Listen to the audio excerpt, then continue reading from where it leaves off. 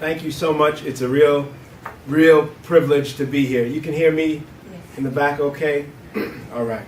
If I could just do a couple of acknowledgments. First, Hikari Ade, the program coordinator, made everything look easy, even flights out of Maine in the middle of a wintry spring. So thank you. The fellow presenters who I know are not here, but I've been watching this seminar through the internet. I've been watching the presentations and I've been reading the papers, and I have just learned so much. And I have to say, you're not as intimidating in person as you are on YouTube. But I've just learned so much, so I'm very grateful for all the hard work that's gone into this seminar, made possible by the Andrew W. Mellon Foundation, so thank you to them as well. And then last, the two seminar organizers, Professor Wendy Goldman and Professor William Joe Trotter. Professor Joe William Trotter Jr. Ooh, that's embarrassing. And I just wanted to do a very just brief acknowledgement of Professor Trotter. Historians of African Americans in U.S. cities owe so much to Professor Trotter. I, along with many who write and research the history of cities in the United States, I concur with this statement that Earl Lewis, another acclaimed urban historian, said about Professor Trotter when he wrote that Professor Trotter, quote, forever changed the way in which we view African American urban history. He placed the process of work formation at the center of the narrative. He critically exposed the weakness of the ghetto formation and race relations approach. He critically exposed the weaknesses. More important, he offered an alternative. No serious historical account of black lives in cities written since 1985 has been able to ignore his core arguments. And that's the spirit that I'm trying to capture and evoke in this next project that I'm working on, in trying to think of an alternative way to narrate and understand the history of black ghettos in United States cities. So I feel very privileged to participate in this seminar, and I look forward to our discussion. A brief introduction of the overview of this current book project. It's a narrative and analytical history of black ghettos in the United States, most specifically in the 20th century. There's two main ideas that I am working to advance in this book. The first, which you've been talking about in the duration of this seminar and looking at it in all sorts of different parts of the globe, the first main idea is that ghettos and black ghettos in the United States are real places that exist in time and space. They have histories. They change over time. Part of the book's purpose is to trace the political and economic influences that created black ghettos and caused them to change over time. Historians have done a great deal to uncover the ways people in the past made ghettos. But then narrative and analysis often stops, and black ghettos become stuck in time a bit, enduring, unchanging. Despite much work that has been built upon and has even worked to overturn Gilbert Ossowski's arguments regarding America's enduring ghettos, that was Ossowski's term in 1968, his basic contention that, quote, the essential structure and nature of the Negro ghetto has remained remarkably durable since the demise of slavery in the North. And that, quote, there is an unending and tragic sameness about black life in the metropolis over 2 centuries. Those basic arguments require continued reexamination. So historians and sociologists, mostly sociologists, but some historians, have demonstrated how African American communities and changing class identities altered over time in early 20th century American cities.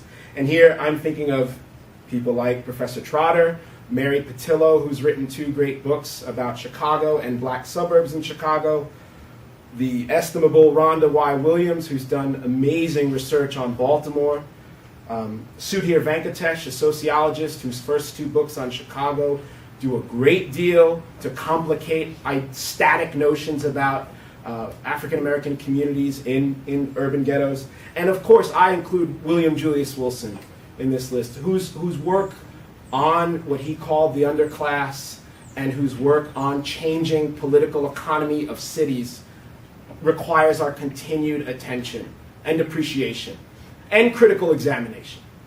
So there's been a good deal amount of work in those areas. Others have proven how, and this is where the historians have done very good work, have proven how over time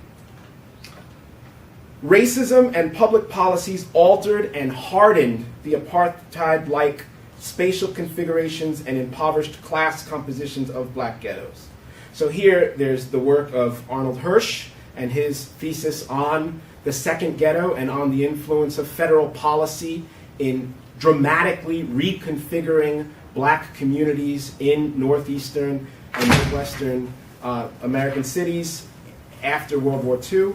The work of Tom Segru and his arguments about how racism and racism in politics in Detroit played a direct role in concentrating demographics and poverty in Detroit over time. And also the wonderful work, new work and emerging work by Nathan D.B. Connerly. But very few historians have examined past moments when people worked politically and economically to unmake black ghettos in ways that, hopefully, supposedly, reflected the social, political, and economic needs of the current residents. It's a very important part of the project. That there is a moment, I'm calling it a golden age right now. Somebody can tell me I'm wrong later. There's a golden age of community development in American ghettos, in which activists, philanthropists, power brokers, elected officials are actively working to try and unmake social and economic alienation with the current residents in mind. So my focus on the history of community development corporations in black ghettos works to highlight this history. I'm going to skip over the second kind of main idea of my book. I'll just say briefly, I'm also interested in the ways that Americans in the mid-20th century and afterwards imagine black ghettos. Right? So I want to be clear, like the ghetto, and the black ghetto in particular, is a place. It has a history, it changes over time, it's not static. But ghettos, especially ghettos where African Americans live, it's also a way that Americans imagine black culture and black behavior. And an argument of this book is that from the 1950s through the end of the 20th century, that imagination of the black ghetto served as a very convenient way to ignore histories of white power that benefited from underdevelopment in black urban communities. That the imagination of the black ghetto as a repository of dysfunctional culture became a way for Americans at all sorts of levels to ignore and kind of look the other way from a very deep history of racism, of political and economic infused racism. So that's kind of the second idea of the book, is to present how the idea of the ghetto worked in mid-20th century America. Now, ironically, a lot of the actors that you read about in this chapter and that I write about in community development corporations, they participated fully in some of these odd imaginations of the ghetto as repository for social ill. Right? They used that language. They constructed those ideas when they were applying for funding, when they were issuing their reports on their work, when they were conceiving of their programs. While at the same time, the very existence of these women and men, the very existence of these activists and organizers disproves a lot of the arguments of black ghettos as repositories of social dysfunction. These are highly organized people who have been at work in their communities for a decade by the time the mid-1960s roll around. So the notion that the black ghetto is some kind of black hole of pathology which is very, very popular in the mid-1960s and afterwards, their existence disproves that, even though they themselves sometimes use that language. That's a second purpose of the book. So, let's see if these work. Okay, so this is just a working table of contents of the book that I'm working on. And again, there's 3 parts. I start with kind of an overview of the history of how Americans make ghettos in the late 19th and early 20th century, and then I really move into a focus on community organizing, the violence that explodes in American cities in the mid-1960s, which is a major turning point in African American urban history, these mid-1960s explosive moments of violence. That's chapter 3. And then much of what you read in this paper that I circulated looks at the rise of community development corporations, this golden age in the late 1960s and 1970s when community development corporations are flush with money and bursting with imagination and creativity of ideas, of programs to do. And then you've read about this kind of slow retreat away from programs that looked to unmake ghettos in the interests of current residents. And there's a little bit today that I'll talk about with questions about the last section. But that's an overview of what the book looks like. The book is also, I'm expanding to look at other places besides Brooklyn. Sometimes you gotta stretch out a little bit. So I'm also including, and I've done research on the Watts Labor Community Action Committee in Los Angeles and the Zion Nonprofit Charitable Trust in Philadelphia. So let me just very briefly give you some sense of where we are and what we're talking about. Oh no, okay, that's in a separate file. Sorry, I'm a little bit low tech. But we're making it work. So this is, just so you know, in case you are not familiar with it, this is a map of Kings County, otherwise known as Brooklyn, New York. The area that we're talking about, the neighborhood of Bedford-Stuyvesant, these are its borders, and you read about that in the chapter, so you can just kind of get a sense of the place that we're talking about. The place about which you read is a relatively kind of spatially small section of Kings County. These are the borders that have been pretty consistent since the 1930s. The racial demography, like many other emerging ghettos, emerging black communities in the mid-20th century, starts out small and concentrated in the 1930s with this map you can see, and then over time, 1950, as more and more African Americans migrate to Brooklyn from the South, as more and more black people from the Anglophone West Indies concentrate in Brooklyn, and as people from Harlem migrate to Brooklyn for more space and better opportunities at property ownership, black people are more and more concentrated in the sections of north central Brooklyn, so that 1970, this is what the demography of Bedford-Stuyvesant looks like. So that's just some images so you can have an idea of where we are in the conversation. So the paper that you read starts in some ways in the mid-1960s with this visit by Robert Kennedy and this meeting of local activists in the Central Brooklyn Coordinating Council. You read about how the Central Brooklyn Coordinating Council had been very, very active in North Central Brooklyn since the mid-1960s. This is a copy of one of an issue from their newsletter, which they started circulating in the 1960s. We can talk more about the CBCC if you're interested.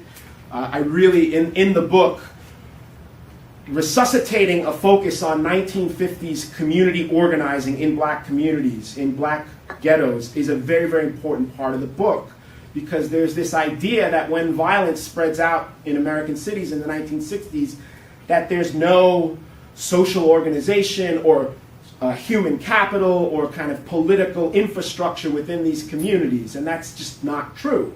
So part of that chapter on organizing is to resuscitate the history of something like the Central Brooklyn Coordinating Council.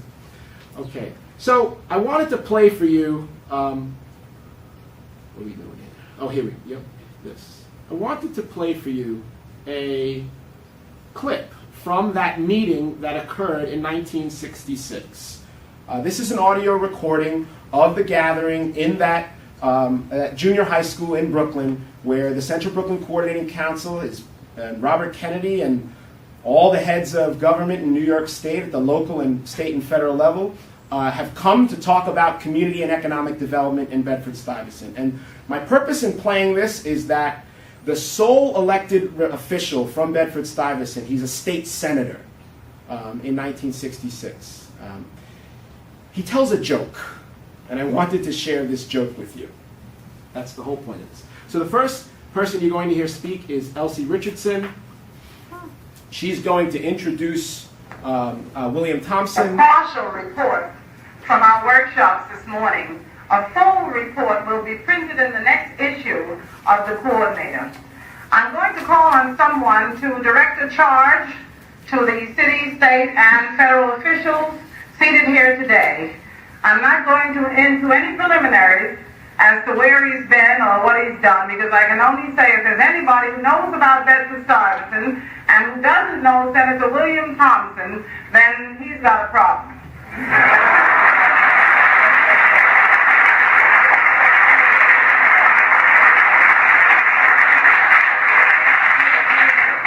Thank you very much, Madam Chairlady. You are my public relations staff as of now. Senator Jarvis, Senator Kennedy, Mayor Lindsay, distinguished dais guests, ladies and gentlemen, good morning.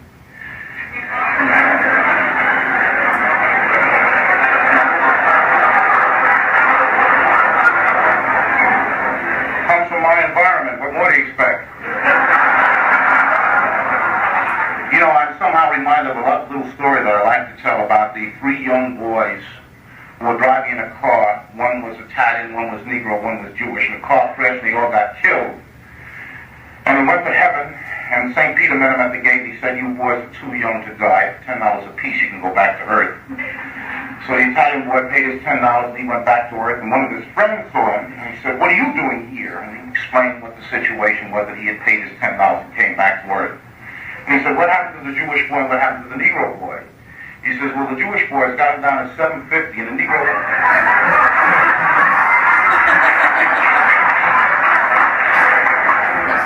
He said, "And the Negroes arranging to pay it off at $1 a week."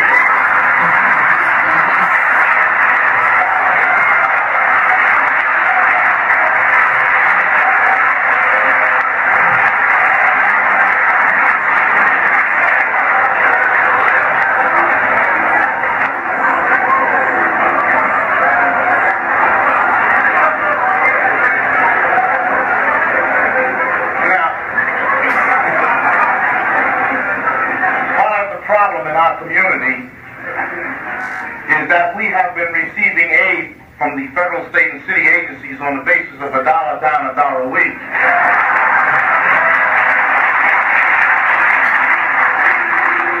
And since this morning, we have all representatives here from the city, state, and federal agency. And as the elected representative from Bedford-Stuyvesant, I'm charging these federal, state, and city agencies' heads with the responsibility for carrying out the resolutions which were read by Mrs. Dorfer, and for which they will receive a full report, and for which we will see that they follow them out.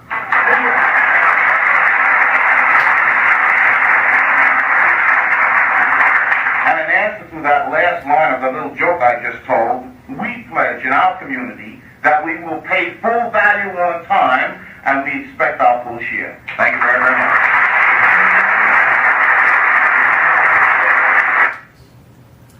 Okay, there are, well, I hope during the discussion maybe we could talk about what that joke means. Some ideas that often come to mind when I listen to it are the ways that so it's a predominantly, if not all, black audience. William Thompson is African American. Again, he's the state senator from the district. It is a district that is struggling for political power with with respects to elected officials. We could talk about that later. What I like so much about that joke, other than its unique New York color to it, is that Thompson kind of inverts the idea in the joke. Right? The idea in the joke is that African Americans, as a group of people, are people who lack access to political capital. They are people who basically have to kind of finance their lives, their homes, their personal possessions in an exploitative market. Right? They were talking about layaway, right? The dollar down, a dollar a week. So he takes this joke, which can in some ways be a way of criticizing African Americans for being kind of at a lower social rung in Brooklyn's ethnic hierarchy, and he uses it to issue a critique, right? A political and economic critique of black people in Bedford-Stuyvesant and the ways that banking, housing, politics, etc., has underdeveloped that community. And then the other reason that I appreciate the joke so much is the way that he ends it, right? By saying that we demand these services, or we demand access to this political and economic capital as citizens, and we will make good on the investment. So we can talk more about the joke. I wanted to play 30 seconds of Thomas Russell Jones talking about the underdevelopment of Bedford-Stuyvesant. Just totally fell out. Yonkers, New York, in those days, had 200,000 people. Bedford-Stuyvesant had 400,000. And Yonkers was a complete city with a council, with a mayor. The people of Bedford-Stuyvesant, a city twice as large, had no power to do anything. All we wanted was our democratic right. It seemed simple. Just give us the services that our taxes pay for. What was the response? Very little. We had to fight every step of the way. Okay. So, great. So, again, just to emphasize that this history, this particular slice of the history of unmaking black ghettos, this what I'm kind of calling this golden age of community development, is very much focused on reversing historical trends of disinvestment, reversing historical trends of politically slicing and dicing black communities so that they're beholden to local democratic machines, and reversing kind of the faucet of money from leaving the ghetto to coming back into the ghetto. Right? So, what did it look like? One question that I explore in this paper and that I explore in the book is, who has the power to unmake the ghetto? And what we read and what we can discuss is that there is this very rancorous, divisive, gendered fight over control of these well-moneyed, politically connected institutions that come into a place like Bedford-Stuyvesant. This is Elsie Richardson and Shirley Chisholm talking at a function for the emerging Restoration Corporation. And again, since you read the paper about how the Central Brooklyn Coordinating Council, which is predominantly black women, loses its seat at the table, so to speak, in this Community Development Corporation, which becomes run by black men and white power brokers, then we can talk about this question that I have about who has the power to unmake the ghetto. Here we see Thomas Russell Jones and Franklin Thomas with Mayor Lindsay and Robert Kennedy this is at that rally in that forum in 1966. So, very briefly, I'll just go through a bit so you can visualize some of the things about which you read in the paper. I'll come back to this in a couple more slides too, but a major focus on community development corporations in the mid-1960s, and one of the areas in which Bedford-Stuyvesant is most successful is in transforming the built environment, especially around housing, and vacated or abandoned properties. Can everyone see this okay? Should I turn off the light? So here you have 244 Herkimer Street before and after, right? An abandoned property that gets converted into middle and low income residential property. So housing and conversions of vacant and abandoned space is a major, major piece of work that this Community Development Corporation does in the mid-1960s. There's the business development side to it, which has a lot of different pieces, everything from underwriting small business loans to opening and managing their own small businesses in the community to financing the opening of franchises like the first African-American owned auto dealership in Brooklyn, Ebbetsfield Dodge. Business development also took a turn in encouraging corporations to invest money directly in a place like Bedford-Stuyvesant to provide jobs and training for local residents. And one of the most successful and publicized examples of that is when IBM, whose CEO, Tom Watson, is on the board of the Bedford-Stuyvesant Restoration Corporation, when they open a plant in Bedford-Stuyvesant, which operates until the early 1990s, and we can talk about what happens with that plant if you're interested. The first major supermarket in Bedford-Stuyvesant comes through the work of restoration, and you read a little bit about that. Healthcare, which was a holdover from the work that the Central Brooklyn Coordinating Council did in the mid-1950s on, having a concentrated healthcare facility for residents in Bedford-Stuyvesant is a major part of their program. Again, another example of housing and business development. You can't really see it too well, but on your left is the classic restoration big green R placard that they would hang on all of the buildings and residential properties and businesses that restoration refurbished. You read a little bit about these, the center satellite resource, the satellite resource centers. At their height, there's 4 of them that pop up all throughout north central Brooklyn, which, as you saw in the paper, become known as these mini city halls. They become these kind of direct storefront operations that can connect residents to a whole host of services or pipelines to their elected official, or just ideas to bring to restoration's work. And for a time, those ideas have real traction. They do income tax services for residents for free. They organize block cleanups and youth programs. They run what I write about in the paper as the successful home improvement program, which gives both job training and infrastructure redevelopment to the housing stock in the community. Here's a picture of some trainees and workers in that program. The arts, right? If we can talk more about this, but it's the late 1960s. This is the high point of the Black Power and the Black Arts movement.